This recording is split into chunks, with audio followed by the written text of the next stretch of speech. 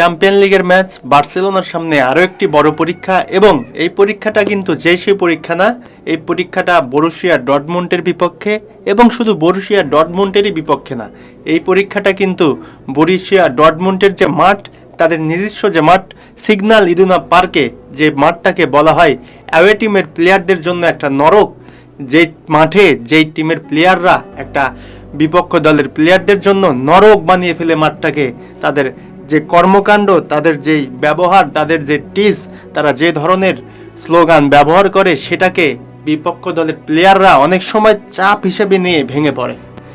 এমন কিছু ইকুয়েশন নেই ম্যাচটা খেলতে গিয়েছিল বার্সেলোনা, এবং ম্যাচের তার চেয়ে বড় যে ফ্যাক্টর, সেটা হচ্ছে এই সিগন্যাল ইদুনা পার্কে 2021 সালের পরে চ্যাম্পিয়ন লিগের কোনো match হারেনি Borussia Dortmund.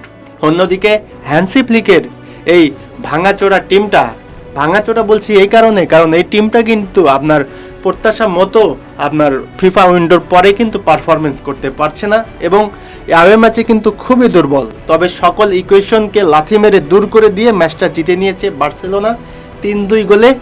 Borussia ডর্টমুন্ডকে signal Iduna পার্কে হারিয়েছে তারা, এবং এই ম্যাচটা 3-2 গোলে জেতার মাধ্যমে দুইটা রেকর্ড করেছে বার্সেলোনা। একটা হচ্ছে 2020 সালের পরে এই প্রথমবার 5টা চ্যাম্পিয়ন লিগের ম্যাচ টানা জিতলো তারা। হ্যাঁ, হয়তো এবারের ফরম্যাটটা ভিন্ন, কিন্তু তারপরেও 5টা ম্যাচ টানা যেতে কিন্তু এটা বার্সেলোনার মতো দলের কাছে কিন্তু এখনকার যে বার্সেলোনা হ্যান্সি ফ্লিকের, সেটার কাছে কিন্তু অনেক বড় বিষয়। আর একটা গুরুত্বপূর্ণ জিনিস যদি আপনাদের সাথে শেয়ার করি, সেটা হচ্ছে 2011-12 সালের পরে এই প্রথম টানা 5টি চ্যাম্পিয়ন লিগের ম্যাচে 3 বা তার অধিক গোল করেছে বার্সেলোনা।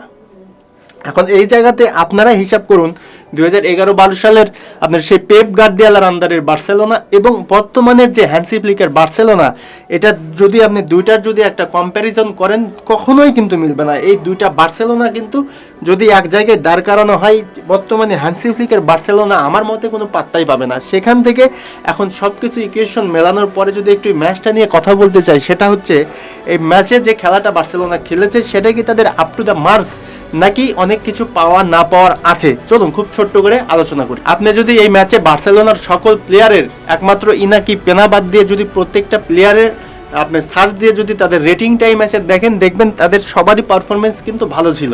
কিন্তু সেখান থেকে যদি চিন্তা করি, আপনার মূল যে ডিটেলসে যদি আসি, আপনার পজিশন ধরে রাখা, শটস অন টার্গেট, শটস বা পাসিং অ্যাকুরেসি, এসব বিষয়ে কিন্তু দুইটা দলই প্রায় সমানে সমান ছিল। দুইটা দলই 400-500-র মতো পাস খেলেছে, 12-13টার মতো শট নিয়েছে। তবে শটস অন টার্গেটের জায়গা থেকে কিন্তু বার্সেলোনা অনেক এগিয়ে ছিল।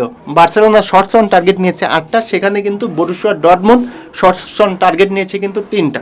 তবে মেন যে জিনিসটা আমরা দেখছি, সেটা হচ্ছে রাফিনহা কিন্তু বরাবরই বার্সেলোনাকে ডেলিভার করছে। এই ম্যাচেও প্রথম 52 মিনিটের যে গোলটা, সেটা কিন্তু ক্যাপ্টেন রাফিনহার পা থেকেই এসেছে।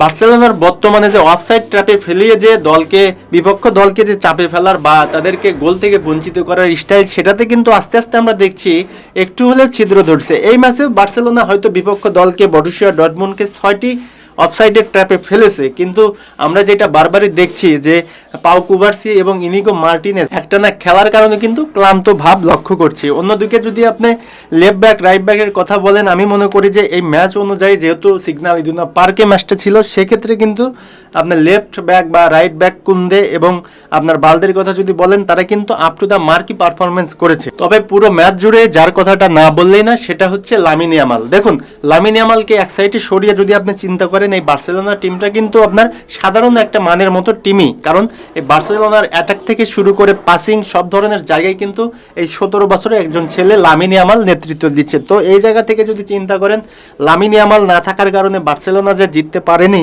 কয়েকটা ম্যাচ, সেখান থেকেই আপনি একটা শিক্ষা নিতে পারেন যে এই লামিন ইয়ামাল, এই 17 বছরের একজন ছেলে বার্সেলোনার জন্য কতখানি গুরুত্বপূর্ণ। তো এই বার্সেলোনাকে যদি আপনার এগিয়ে নিয়ে যেতে হয় বা চ্যাম্পিয়ন লিগে ভালো পারফরমেন্স করাতে হয়, তাহলে কিন্তু অবশ্যই লামিন ইয়ামালকে দরকার আছে। অন্যদিকে আমরা ফেরান তোরেসের কথাটা যদি বলি, আমরা এক অন্য ফেরান তোরেসকে কিন্তু দেখতে পাচ্ছি। এই ফেরান তোরেস কিন্তু আপনার বর্তমানে হ্যান্সি ফ্লিক কিন্তু তাকে লেফট WF থেকে সরিয়ে কিন্তু স্ট্রাইকার পজিশনে খেলাচ্ছে। এখন এই স্ট্রাইকার পজিশনে খেলানোর ফলে লাস্ট 4টা ম্যাচে কিন্তু ফেরান তোরেসের কাছ থেকে আমরা 4টি গোল পেয়েছি।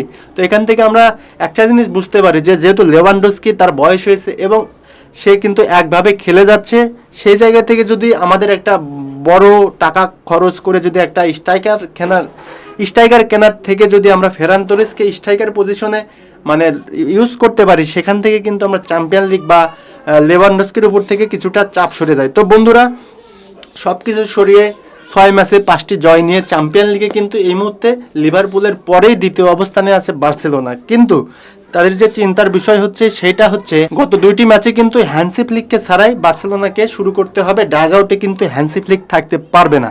আরেকটা জিনিস হচ্ছে লামিন ইয়ামাল এই পারফরমেন্স করছে ঠিক আছে, কিন্তু তার যদি কোনো আরেকটা বড় ইনজুরিতে চলে যায় সেক্ষেত্রে কিন্তু বার্সেলোনাকে আরও ভুগতে হবে। তাই আমি মনে করি গত ট্রান্সফার উইন্ডোতে কিন্তু বার্সেলোনাকে একটা মিনিমাম একটা কিন্তু আপনার লামিন ইয়ামালের ব্যাকআপ প্লেয়ার রাখা উচিত। এবং আমরা যতটুকু জানছি যে লামাসিয়া থেকে লামিন ইয়ামালের ব্যাকআপ হিসাবে 2জন প্লেয়ারকে সিলেক্ট করা হয়েছে। আমি মনে করি তাদেরকে হ্যান্সি ফ্লিক অতি দ্রুতই নিয়ে আসবেন দলে এবং লামিন ইয়ামালের জায়গায় অভিষেক করাবেন, কারণ ব্যাকআপের একটা জায়গা আছে এবং সব প্লেয়ার সবসময় আপনাকে কিন্তু পারফরমেন্স দেবে না, এই জিনিসটাও মাথায় রাখতে হবে। তো বন্ধুরা, বার্সেলোনা থেকে এবারে চ্যাম্পিয়ন লিগে আপনারা কতটুকু কি আশা করেন? তারা কি এবারে ট্রফি জয়ের দাবিদার বা তারা কতদূর যেতে পারে? অ্যাজ এ বার্সেলোনা ফ্যান আপনারা কিন্তু অবশ্যই কমেন্টে জানাতে পারেন। এবং এই পেজে কিন্তু এখন থেকে বড় বড় যে টিমের খেলাগুলো থাকবে সেখানে কিন্তু একটা মোবাইল রিসার্চ দেওয়ার যে একটা মানে যে আপনার গিভওয়ে থাকবে সেটা কিন্তু চলতেই থাকবে। যেহেতু আমরা একটা ছোট ফ্যামিলি এবং